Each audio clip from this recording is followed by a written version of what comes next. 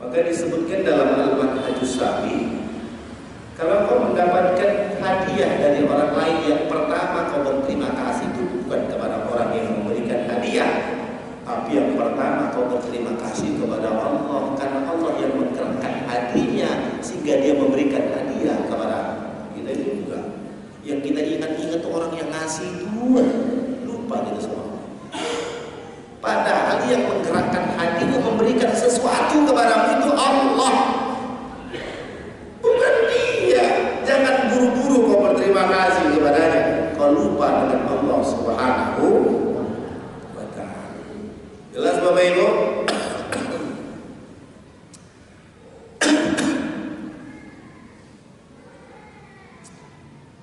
Bahkan disebutkan wa awraqa fir'aun yauma asyura, dan Allah tenggelamkan Fir'aun dan seluruh bala tentaranya pada hari Asyura. Hari Asyura Fir'aun itu tenggelam. Ketika Allah berkata dalam satu ayat, ketika Nabi apa yang dikejar Fir'aun? Nabi Musa. وجاوزنا ببني إسرائيل البحر فاتبعهم فرعون وجنوده بغيا وعدوا وجاوزنا ببني إسرائيل البحر فاتبعهم فرعون وجنوده بغيا وعدوا. Tatkala Bani Israel, Nabi Musa dan seluruh orang-orang yang beriman menyeberangi Laut Merah, diikuti sama Fir'aun dan seluruh bala tentaranya. Tatkala Nabi Musa dan seluruh orang yang beriman nyebrang Laut Merah sampai mereka di ujung, Fir'aun dan seluruh bala tentara masih berada di lautan.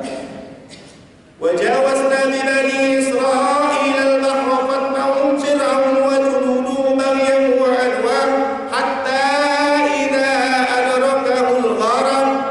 Tatkala Fir'aun berada di Laut Merah, berada di laut di tengah-tengah bersama dengan orang-orang yang ikut dengan Fir'aun, ditenggelamkan oleh Allah. Hatta idza adrakahul gharq, tatkala Fir'aun tenggelam, megap-megap di laut.